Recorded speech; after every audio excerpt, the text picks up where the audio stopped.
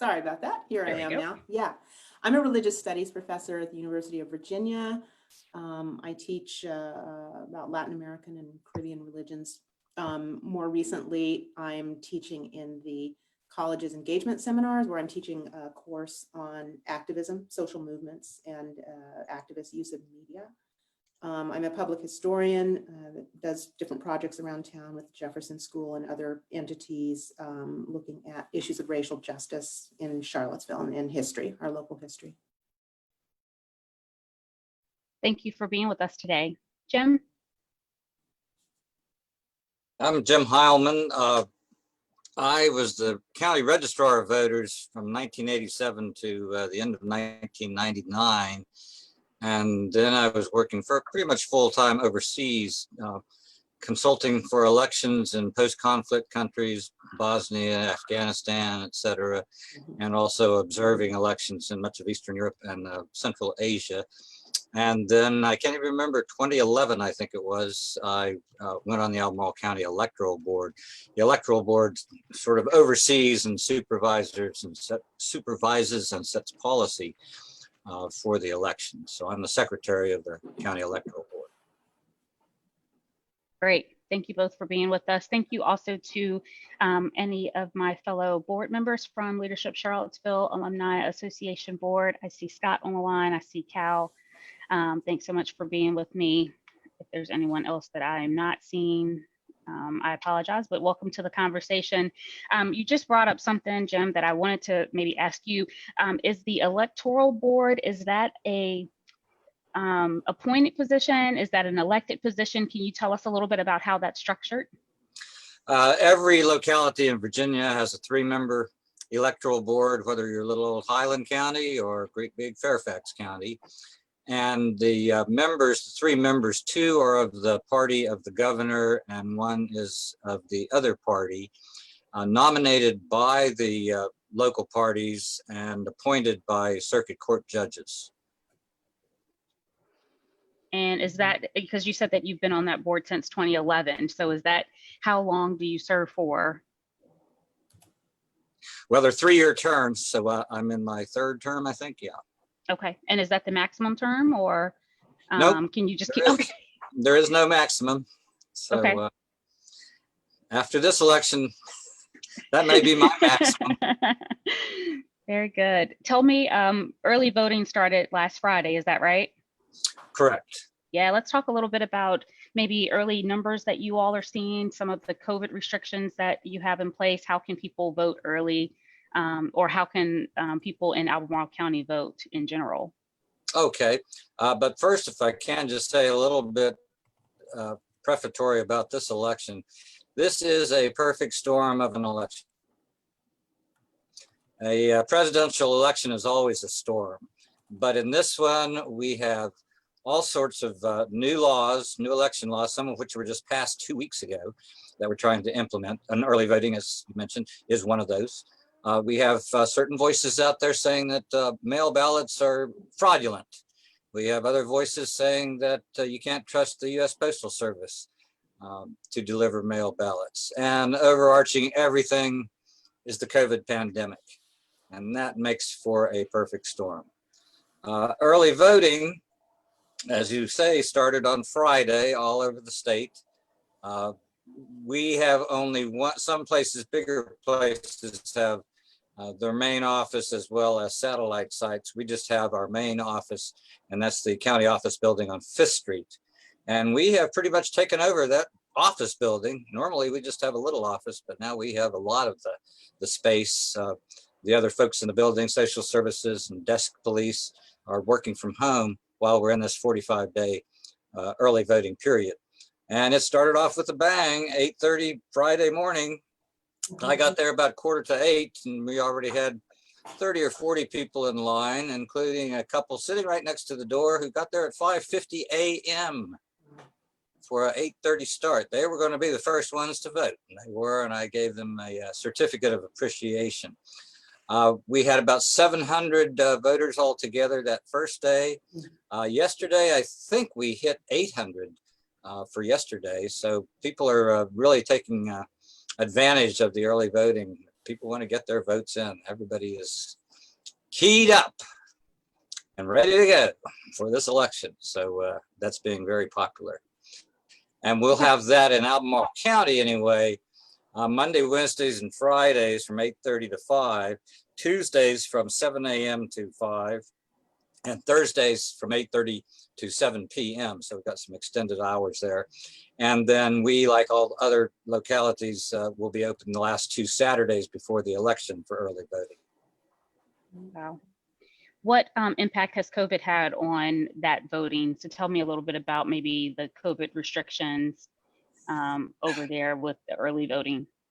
Well, we thankfully got a little experience with our pandemic plan in the June primaries, because we were operating all of our precincts then and put together a fairly robust protection plan that we ran by the Thomas Jefferson Health District for their approval, and they approved it.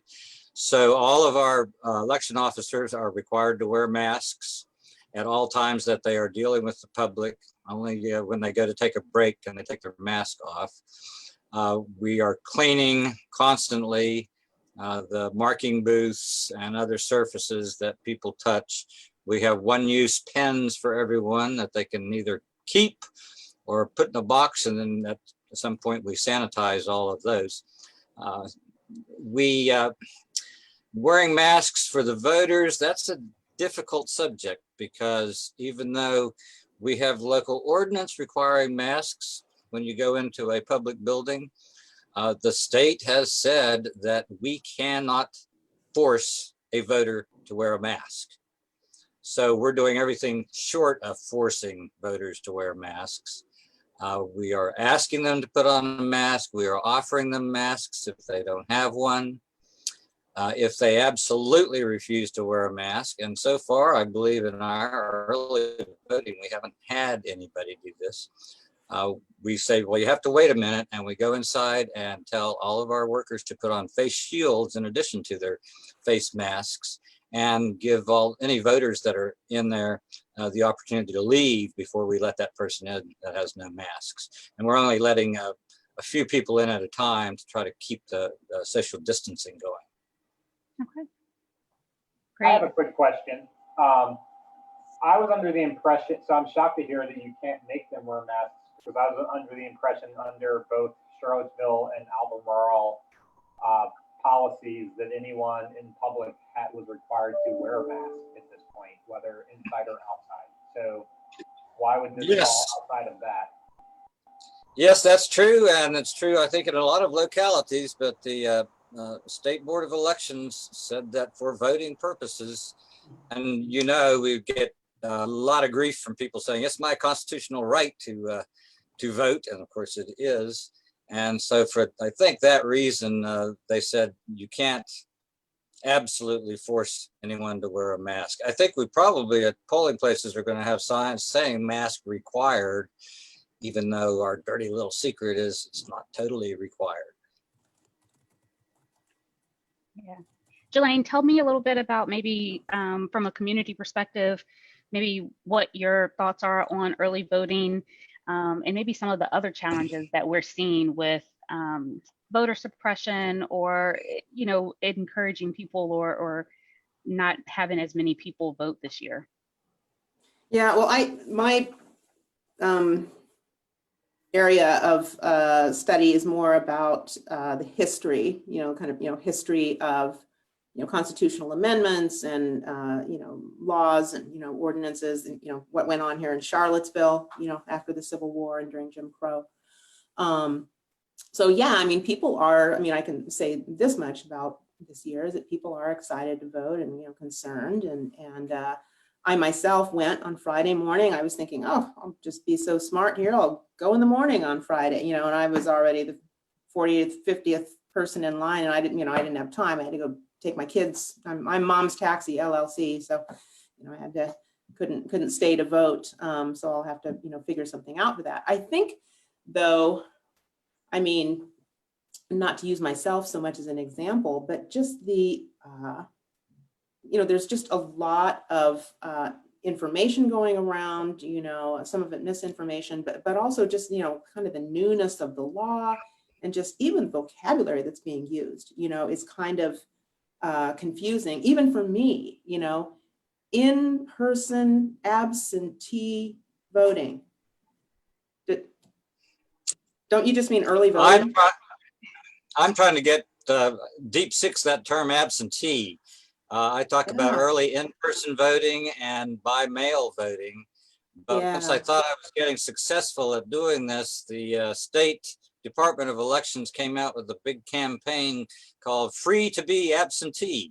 So much for getting rid of the term absentee. But yeah, it really doesn't apply anymore because it's anybody for no excuse whatsoever.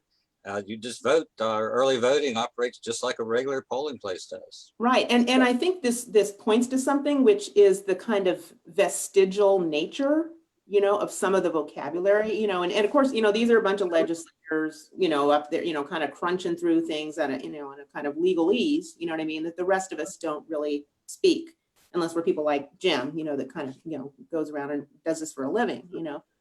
And so that, you know, that can kind of be a little off-putting, you know, I think for folks, just even knowing, you know, it's like, am I supposed to be here? Is there supposed to, it's like, was I supposed to apply for a ballot ahead of time? Because this is absentee, or, you know, so that's, you know, something that I think, you know, needs to be ironed out just in terms of just, you know, having the legislation and having the, you know, kind of bureaucratic ducks in a row for like, what is this even called?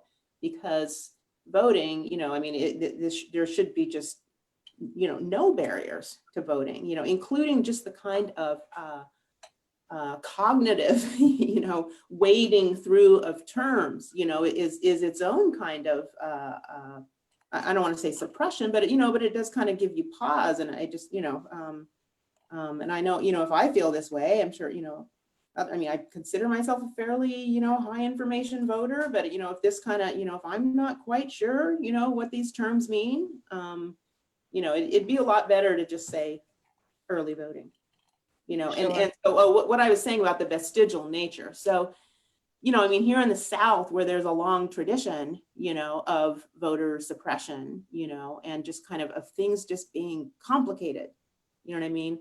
It really doesn't help, you know, to have just even this kind of muddied vocabulary around it, you know, is not a good thing, you know, given where we've been, you know.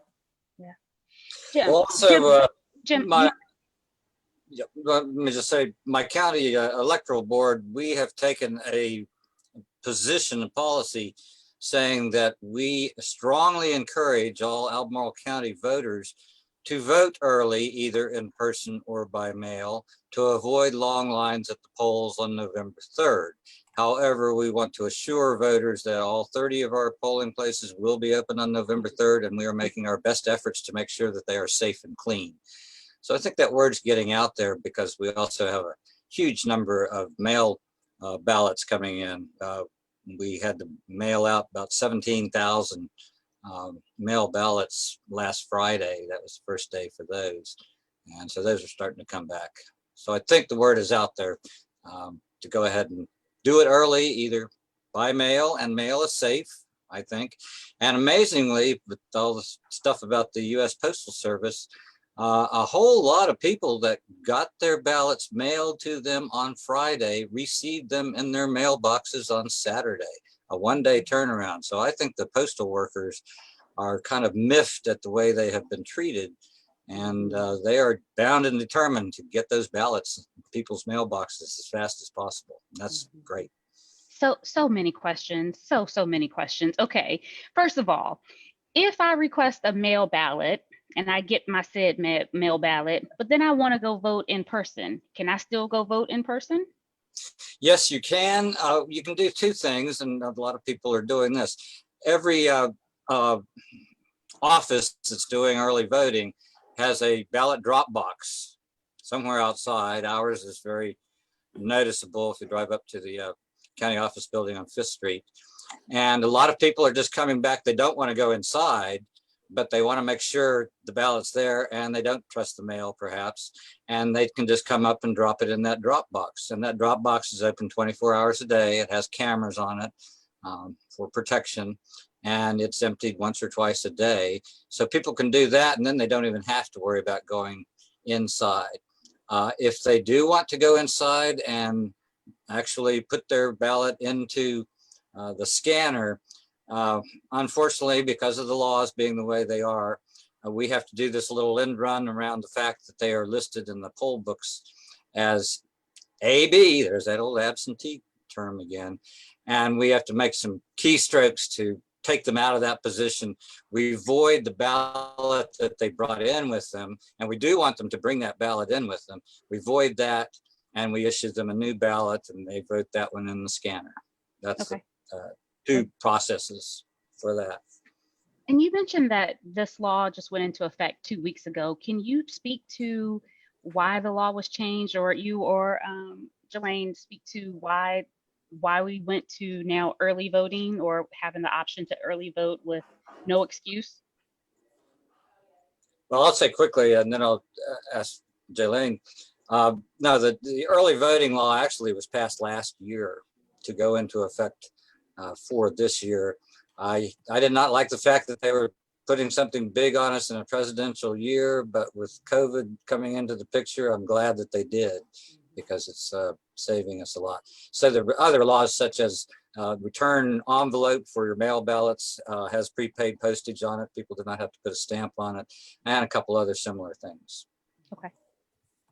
Jelaine, did you want to weigh in on that? Yeah, and I mean, I think, part of this is that, there was a big change in the off year election, like we have here in Virginia, in that there was the Democratic majority, put into the General Assembly. And so I think there was some urgency felt, especially, kind of going, given what's gone on in the country lately in the last few years since the Shelby v. Holder decision in 2013, this, having things simpler and having, kind of more access to the ballot, I think was, something that concerned legislators here in Virginia, Will you elaborate on that Shelby v. Holder that you just mentioned? Can you tell us what that was about? Yeah, sure. So the Voting Rights Act of 1965, specified that those places in the South primarily that had a record of voter suppression would be subject to prior review before they could make any kind of voting changes there, in order to kind of keep the government, the federal government, to keep a vigilant eye, on those jurisdictions where this had been in practice. And I should say Shelby was, I believe, the AG in Alabama anyway, and Holder in this case was Eric Holder, the Attorney General of the United States in the Obama administration. So anyway, Shelby, in Alabama, and there were, other Southern government officials who felt likewise, felt that this, this provision from 1965 was outdated, antiquated, put too many barriers in the way of making, kind of what they call, legitimate, changes with respect to voting. So this went, all the way to the Supreme Court. And the Supreme Court, here we go, here's the importance of this, it was a split decision, 5-4,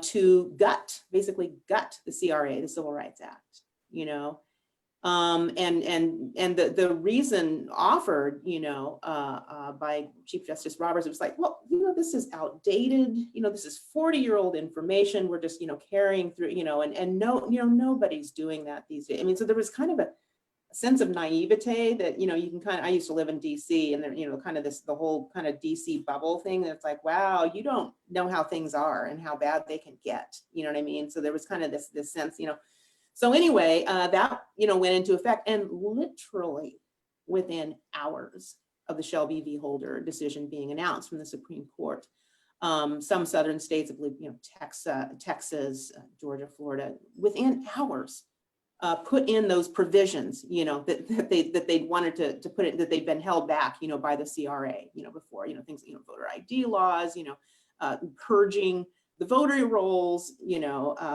removing voting location, precinct locations, always in, very selective, it seems like, from, majority Black district, this sort of thing. All the shenanigans basically went in, in 2013, 2014, this was. And so, Democrats in the US Congress, and even some Republicans, then there were still some, that were working a bit more, bipartisanly at that point, said, because this had never been a controversy in the 40-some years of the CRA. Whenever it needed to be kind of reissued, by Congress, it was bipartisan. It was, almost unanimous. Like, of course, voting, the most important thing, right? The partisanship then, by 2014 and stuff, some Dem leaders were saying we need to push through, now by statute, since we don't have the court behind us, backing this up anymore, so, we need to, kind of pass some more laws to basically codify what those criteria are going to be, that these states that formerly did this need to still jump through, haven't been able to put together, politically, a sufficient enough coalition to pass this. So, so this is yet another thing that's on the table, for, should there be a Democratic takeover of both houses of Congress, at the US level, is how to protect the CRA, how to, reinvigorate those provisions so that there can't be these sorts of measures that we've seen in the last 5 or 6 years. So that was Shelby v. Holder decision, Supreme Court decision. Thank you. Jim, does that sound? Oh, yeah. Well, Georgia is a perfect example of what they did. Florida also. And in Florida, the voters voting for restoration of rights of felons, and then the legislature coming in, or the governor, and putting all sorts of restrictions on that the voters didn't put on that. And that would not have passed muster. When the Voting Rights Act pre-clearance was still in effect, they were really, really tight on you. They looked at everything. You couldn't move a voting location from room A to room B in a building without getting pre-clearance from the Justice Department. And I should say, since Jim is mentioning felon disenfranchisement, former felon disenfranchisement in Florida, we need to go back to the granddaddy of them all, which is felon disenfranchisement. I mean, I'm of the belief that even people in prison should vote because they're still citizens. That's just me. I put that out there. But the law has been, that felons, need to have their rights restored, or at least, in many parts of the South, that's how it is. It's not automatic. Once you've paid your debt to society, as it were. And in Virginia, it was, quite restrictive, and this is also a vestige of Jim Crow. There's all this vestigial stuff, that's built in there because, who's getting sentenced at a higher rate, who's getting charged, at a higher crime, all this kind of stuff. It's, we know that the justice system disproportionately targets African Americans. And so by having this sort of provision, it's already, kind of, targeting folks. And then, the voters of Florida, in their wisdom, said, yeah, this isn't fair. Someone has paid their time, and and they should be able to, kind of rejoin in the rights of citizenship. But then, as Jim mentioned, then the state legislature and the governor, pretty hard right, said, no, actually, you've got to pay off your fines and, and this sort of thing too. So effectively a poll tax. It wasn't enough that they were in prison. Now that, they put, extra provisions on that, as Jim said, the voters, had not said was necessary. And, that this would have been stopped, if the CRA were still, the Civil Rights Act of 65 were still in force, if they hadn't been overturned by Shelby v. Holder, that would not have been able to happen. Jim, you mentioned that you guys sent out 17,000 ballots last week. Is that typical? And have you all seen higher, voter registration numbers? Can you talk to us a little bit about voter registration for Albemarle County this year? Yeah, I would like to mention voter registration because I'm a bit concerned about it. Normally in a presidential election year, we see a big spike in voter registration right about now, and we're not seeing that spike. We're seeing an uptick, but not a spike. And largely, I think the reason for that is the voter registration drives, the door-to-door voter registration, registration at concerts, Fridays after 5. None of those things are happening or can happen really. And so we're just not seeing what I would like to see going into a presidential election in terms of new voter registrations. Trying to do some things to ameliorate that, I guess is the right term. We do have the Albemarle County school system has sent out a kind of a flyer to all the high school seniors, telling them the different ways that they can get registered to vote.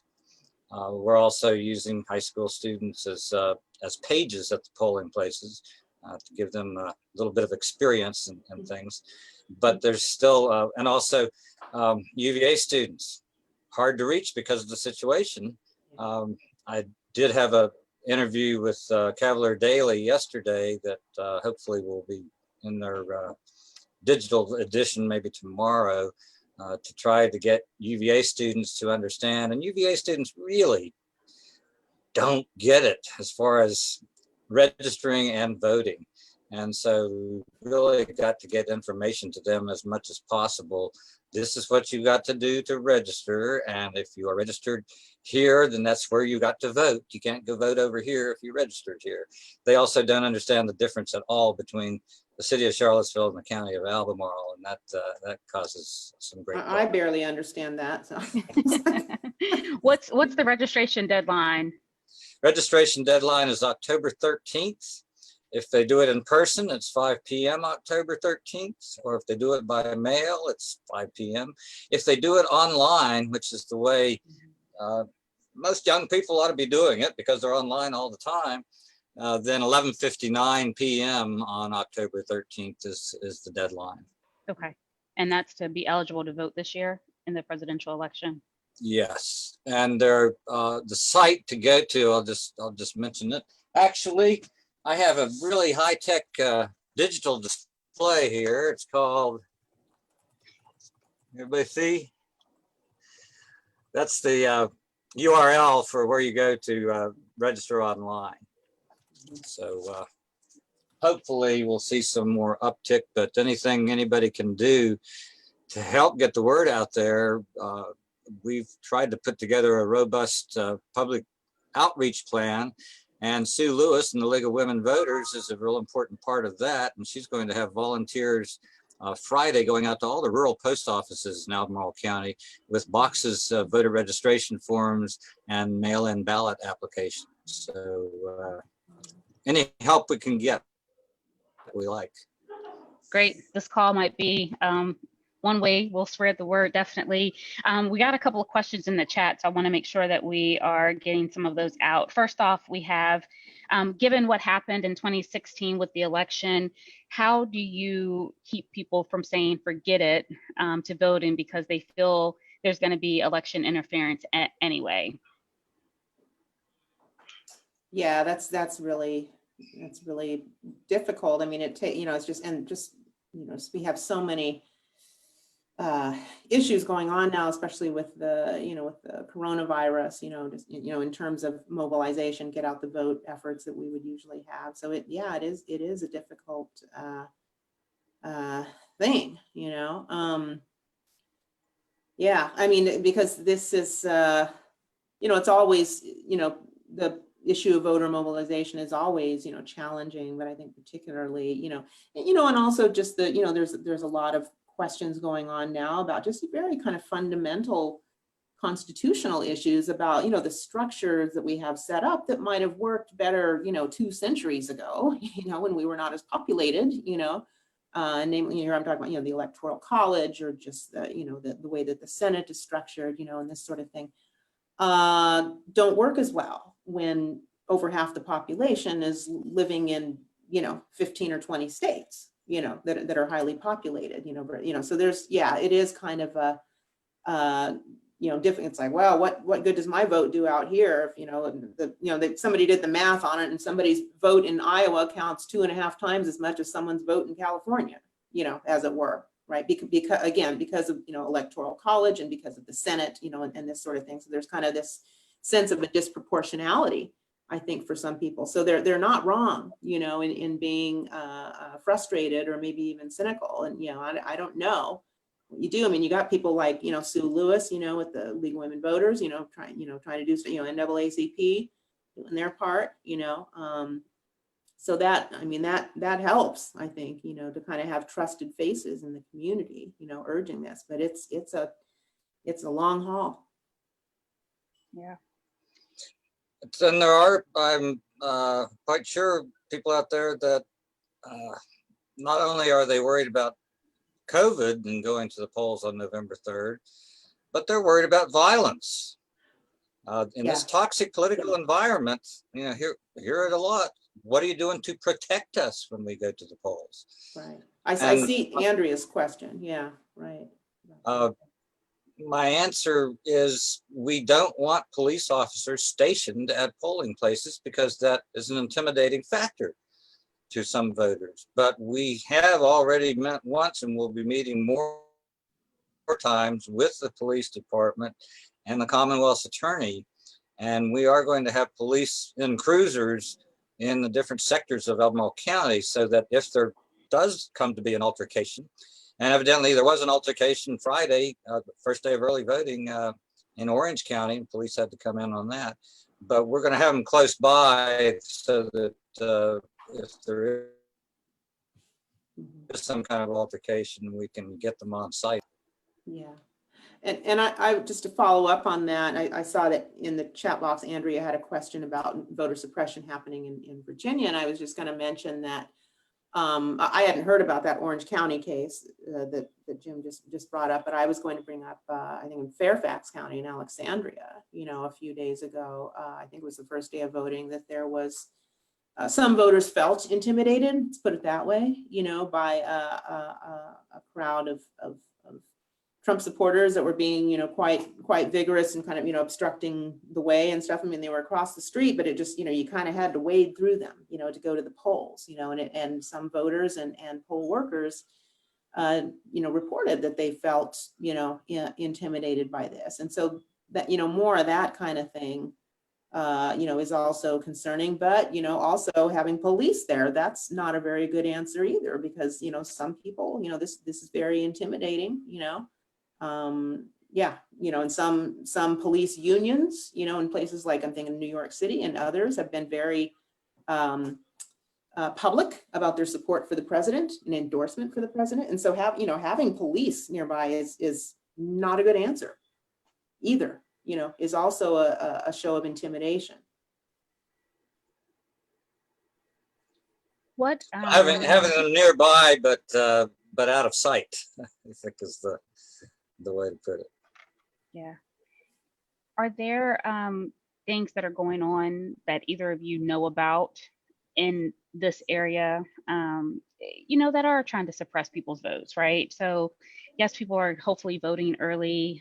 Maybe people are voting by mail, but, you know, how are we going to get to the polls on November 3rd and get out of the polls on November 3rd, you know, and hopefully be able to make sure that our votes are counted and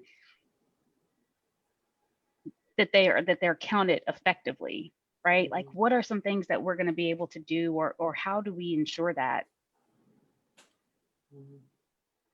I mean, I just think we need to make an all-out effort to have people vote early and to just keep emphasizing that vote early, early, early. That's, you know, that would be my, you know, in order to avoid that bottleneck situation at the polls, you know. And also, I mean, what was it, Georgia, you know, recently in a primary vote, you know, where they'd shut down so many of the precinct stations, and there were people like literally pounding on the glass, you know, out, you know, trying to get into it, you know, that was this summer, you know, on the day of, you know, voting. And so, yeah, just encouraging people to vote early, to not get caught in that bottleneck, I think. We have already in Albemarle County, between people that have applied to vote by mail and people that have early voted in person, we've already got a 25% turnout, and this is only September 23rd. I'm hoping that we, by those two methods, have at least 50% of our voters having voted, and that will mean that those turning out at the polls will be more like a General Assembly election than a presidential election, and that I think was good for everybody. If I can just share something, just a personal experience that I had with voter suppression. It wasn't here in Virginia, but it was in Ohio in the election of 2004, and that was Kerry v. Bush, if you'll recall. And this was Ohio, and remember how the Electoral College was tied that year, and it was all coming down to Ohio. They were counting every vote and this sort of thing. I was living in Oberlin, Ohio, about a half hour outside of Cleveland.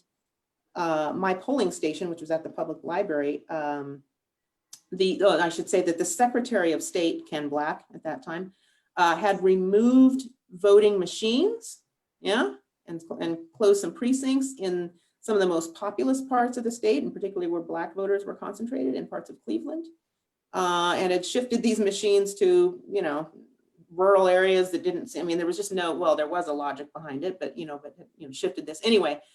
Places like Kenyon College, those students, stood in line for 7 hours. I myself stood in line for 4 hours in the rain. If I had not had childcare, I would not have been able to vote. People that were standing in line with me, some of them had to leave because they had to go to work, So there's all sorts of shenanigans, that can get pulled, on the day of, that there's just less recourse to challenge it, and so, I just think an all out push to get people to vote early, is key. Natasha, can I ask a question real quick? So Jelaine, tell me, what is it about the Black and brown vote that people don't want us to vote? What is it? Why do they look at certain groups of people and intentionally try to suppress their votes?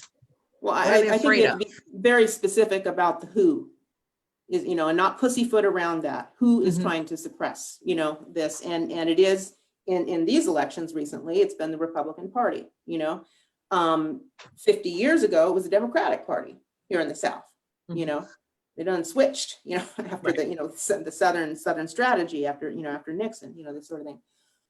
So, it's very clear that, that Black and brown folks are vote disproportionately Democratic, so, and also that we're in a situation now of, and I'm seeing it discussed more and more in kind of mainstream, pundits, and, Jennifer Rubin look this up in the Washington Post just this morning, had a column on this, conservative columnist, talking about what is minority rule. When, we've got a situation, and we have had, for years now, where the party that's gotten fewer votes, in the kind of aggregate vote, is still ending up in the presidency, right. Because, the way the electoral, and so anyway, so those cuts on the margins and stuff, like, doing voter suppression and, in Wisconsin, for instance, in the last election, was shown to have, that was a margin of difference, within Wisconsin. And we know that, Wisconsin, Michigan, Pennsylvania, those three states, it was 90,000 votes between the three of them that decided the election. You know what I mean? So those margins like that, cutting off, intimidating Latino voters, making it hard for Black voters to vote, that these, when the margins are that slim, that can make a difference, and so, there is, let's be honest, it's coming from one side of the aisle. And it's because they know that in a fair fight, if everyone can actually vote, with no, just, per the law, and not be obstructed, that their ideas are not that popular.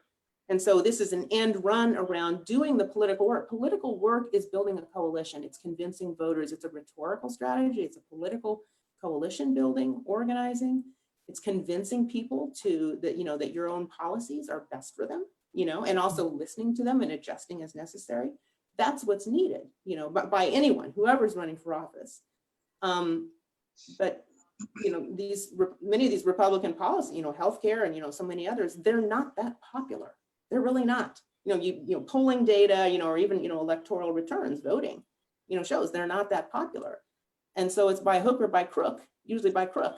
And so that's what that's about. It's very deliberate. And the federal judge in the gerrymandering decision there in North Carolina a couple of years ago, federal judge, loved the phrase. It was something that just calling it out for what it was, this gerrymandering.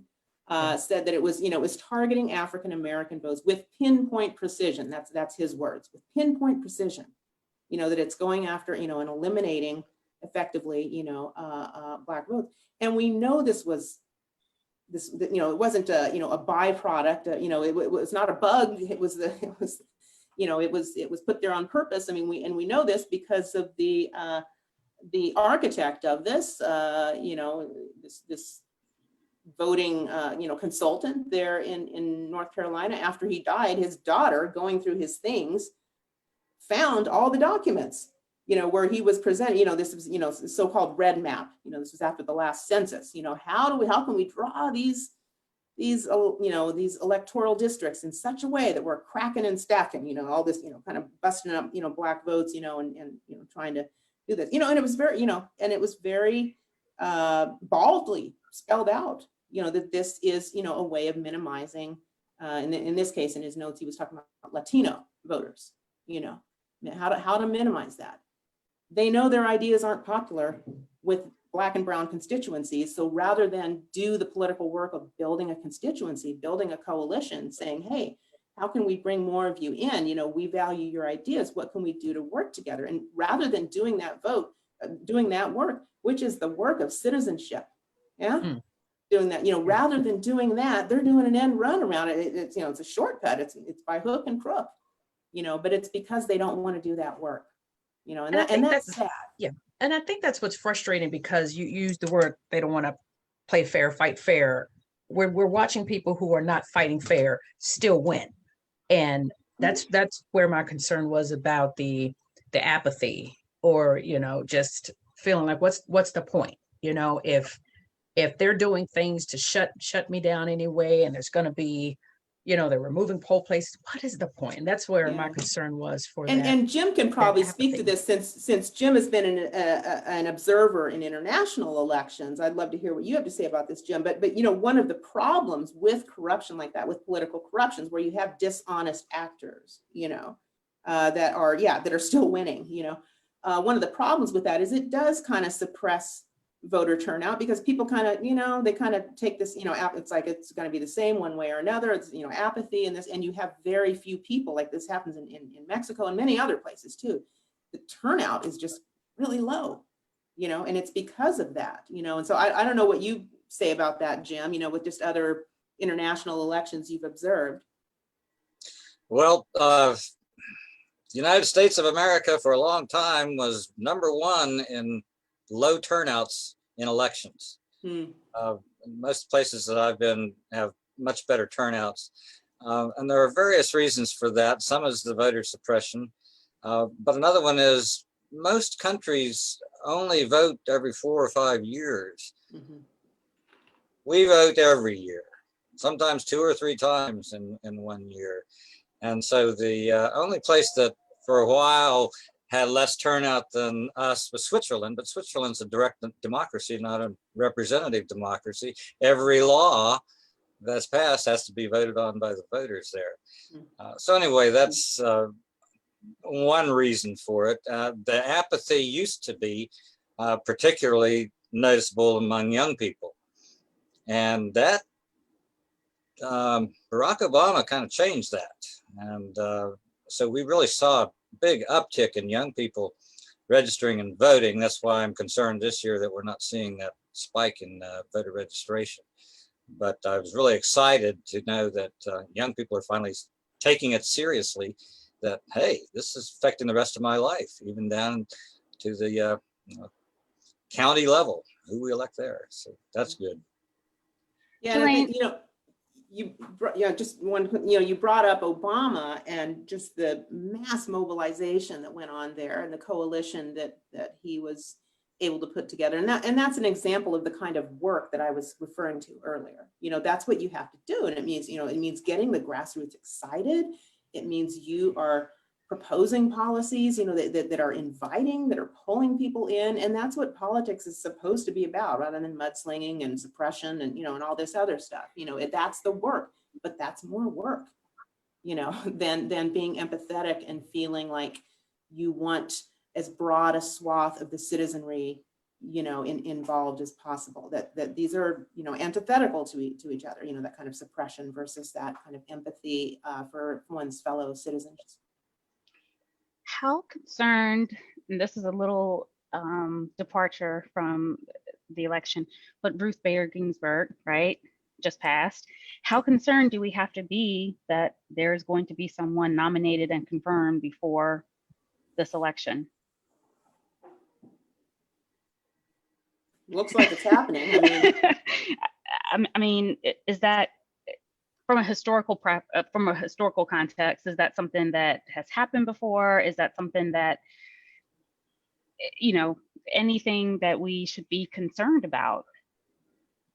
I think I heard a statistic today that for the last 30 years or so, the average time from nomination to confirmation for a Supreme Court justice was 78 days. I think I heard 78 days. So obviously what certain people are trying to do is way shorter than that. Otherwise, I can't, with my government hat on, comment on that. I have my strong opinions on it, but Yeah. I don't want to comment. I am not constrained by those, so by those concerns, but yeah, I mean, you know, I take them at their word, you know, that Senator McConnell and allies, you know, want to push this through. So it looks like that's what they're going to try to do. You know, what effect that might have on mobilizing the electorate, you know, that we'll have to see, I guess. You know, there's been, you know, I think it was, you know, Chuck Schumer that said, well, everything's on the table now, you know, in terms of, you know, ending cloture in the Senate, you know, the 60 vote, you know, minimum to consider a bill, you know, for a vote, or, you know, statehood for DC and Puerto Rico, you know, which are, you know, presumed to be, you know, majority Democratic, you know, packing the court, the Supreme Court, that's been tried before, you know.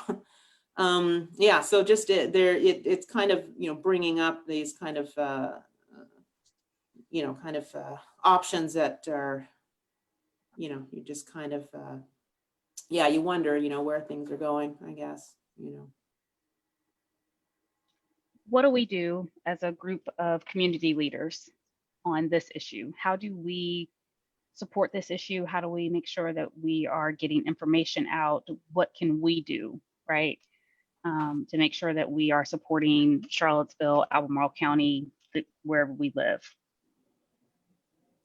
Spread the word of mouth. If you're in a neighborhood association and have a newsletter, any kind of association that you're part of that has a newsletter, I hope the chamber will put something in its newsletter about the 3 ways about registration and the deadline being October 13th, and about the 3 ways to vote: early in person, by mail, or at the polls.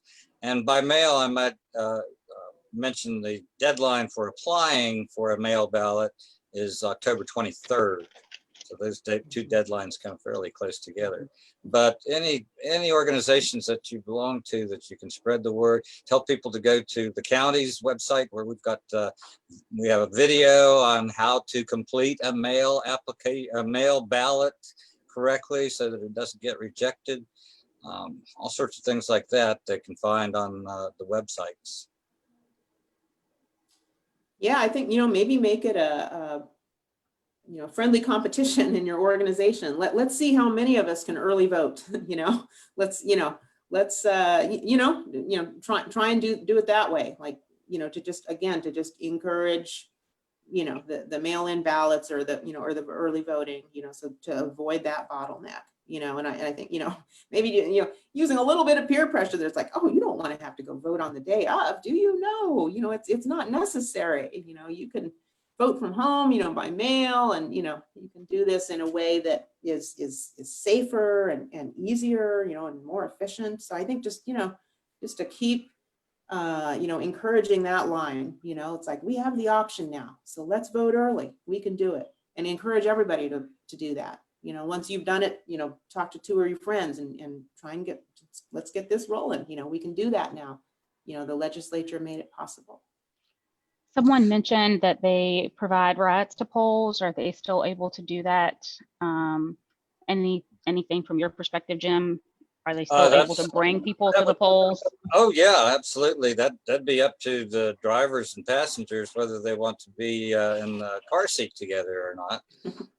Assuming they'd be wearing masks, but that's something that has been going on for a long time, and I hope it can still go on. I did want to mention one thing that now I know what it was. We also are planning, we haven't worked out all the details yet, but we're planning to have some what we're calling drop-off centers for people to drop off their mail ballots that don't want to mail them in. And these will probably be the last 2 weeks before the election. Hopefully in the parking lots of Western Albemarle, Albemarle High School, Walton School, and Stone Robinson School.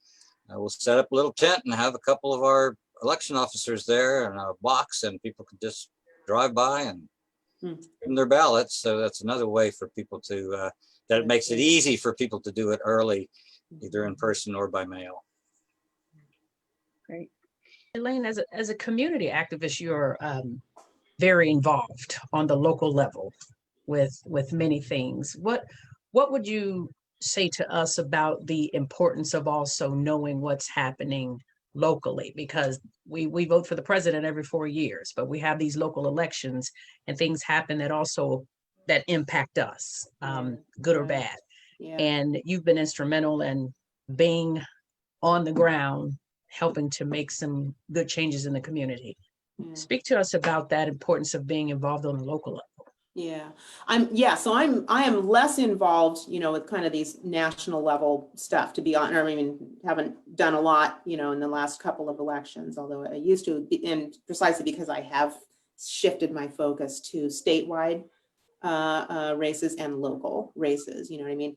And, the truth of the matter is that you're more affected on a day-by-day basis with what's going on locally, you know what I mean? But it's the local elections that don't tend to usually, energize as many voters as a, kind of more hyped up, presidential. And especially here in Virginia, when we've got off-year elections and then off-year elections, it's really, it can be a challenge to do that kind of mobilization.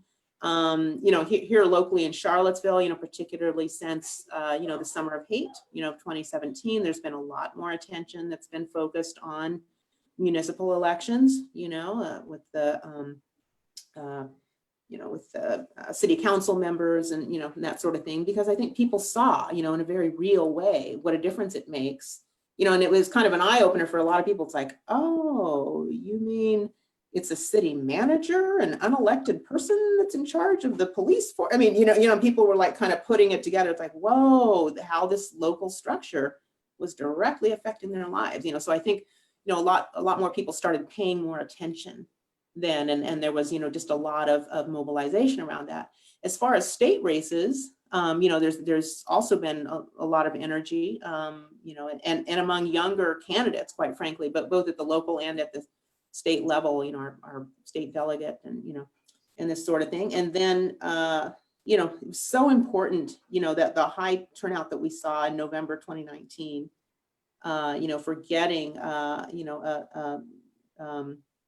in the, General Assembly, and majority that could work together to pass a lot of legislation that had just kind of been bottled up, for a while. And so that's what made it possible. And so then I founded an organization, a couple organizations. One is Take 'em Down Seville. The other is Monumental Justice Virginia, co-founded with Kristen Zakos, former member of city council here, specifically in order to lobby, the General Assembly, with help from our local delegate, from Sally and from Cree Deeds, Senator Deeds, to kind of walk us through, that process. And so, we were going up there, 3 times a week, sometimes for several months there in the, in the beginning of this year to do that. So, yeah, so I think people got energized.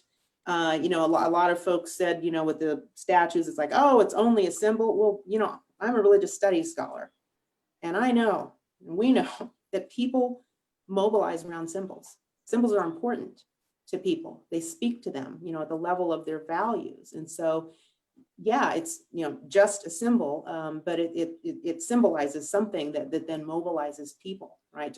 Again, that's that political work of coalescing people, of, having a kind of rhetorical, political strategy that draws people in and that organizes them in a way that, that can kind of propel them toward a goal, in a campaign. So that's important, and we're seeing that at the local and state level here. And that's where I'm kind of more involved, I have to say, with politics, at least more recently, but yeah, I'm seeing a lot of, energy on these things.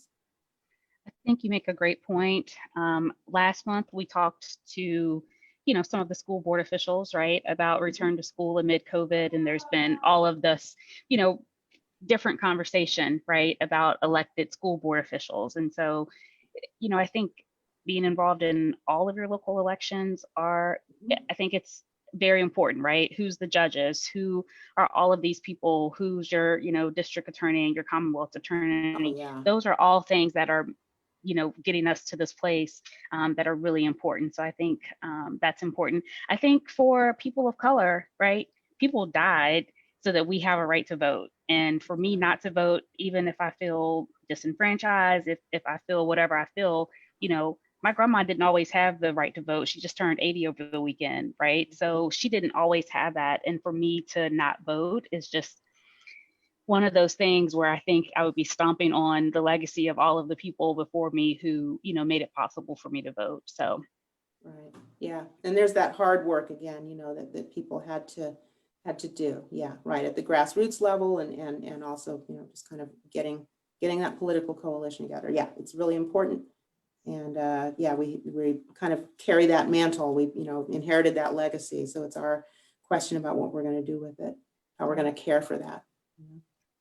Thank you all so much for sharing some time with us. I put some notes on those important dates. Hopefully we can get those out, Andrew, and we can share them out on our Facebook page and we can make sure that we can do this. But definitely, thank you so much, Jim, Jolene, thanks so much for being with us. Yeah. Can I make a comment about another law change that has its good side and its bad side? Up until July, the law in Virginia had always been that any ballot that comes in by 7 p.m. on election night is counted. Any ballot that comes in after that is not counted. And I can't remember now whether it was November or June, the day after the election, post office delivered 500 ballots that had been sitting in blue boxes since Monday. Couldn't count any of them. But now the law is that any ballots received by noon on Friday will be counted. So the count that comes in on election night is not going to be the final count anywhere in Virginia. And it's even more so in some states that count them up to 2 weeks afterwards. And so some people are talking about the possibility of a red mirage, which means that it seems that Democratic voters tend to want to vote early. Republican voters tend to want to vote at the polling places. So election night may show a better Republican figure than the final figure is. I don't think that's going to affect us in Virginia in the presidential race or the U.S. Senate race. Could very well affect us in the congressional race, 5th district congressional race, because that's rated a toss-up right now. And if it's very close, it's those ballots that come in late that might make the difference. So I just wanted to toss that in because that's something people are not going to know about and are going to be very confused. What are you all doing? Why are you counting ballots on Friday after the election? That's the law now. Yeah, vote early. Vote early. That's what you took. You took the words out of my mouth. Vote early. Take a friend to the poll with you. Mm-hmm. So I just like to comment, Jim, I took my ballot out this morning to the county office, and I was happy to see 2 signs, absentee voting and local early voting, because then I knew that that was where I was going to find the box. And as I drove in, there was a person there appropriately masked, and I held up, it was my husband, I held up my 2 ballots because my husband, myself, and she said, all you have to do is drive around the circle, hop out of your car, dump them in and go. So I know what you're saying about that, but it really helped me saying, yeah, this is really the place that I go as well. Very good. Yeah, and I went Glad you had a good last experience. Friday as well. I went last Friday as well, got in and got out. It was, I was pleased to see all the, being careful with, making sure we're all protected and everything, but it was a pretty smooth process, which is refreshing. And if you know anybody that's an election worker, thank them, because people are doing a That's true. great amount more work than we've ever done before for this election. So they deserve appreciation. We appreciate you guys being with us today. Thanks for taking an hour to spend with us. Thank you so much for your insights. Vote early. Bye, guys. Thanks. Thank you. Thanks, Thank you Thanks, all. everyone. Thanks, Jelaine and Jim. Yep. Thank you. Thank you, LCA members. Bye-bye. Thanks, Natasha. Bye.